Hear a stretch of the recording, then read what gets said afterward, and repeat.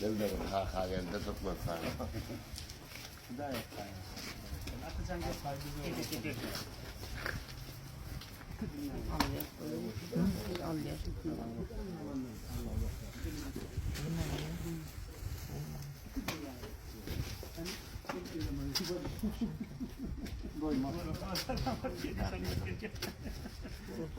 أهل قاقازة بالقدر قدهم وطننا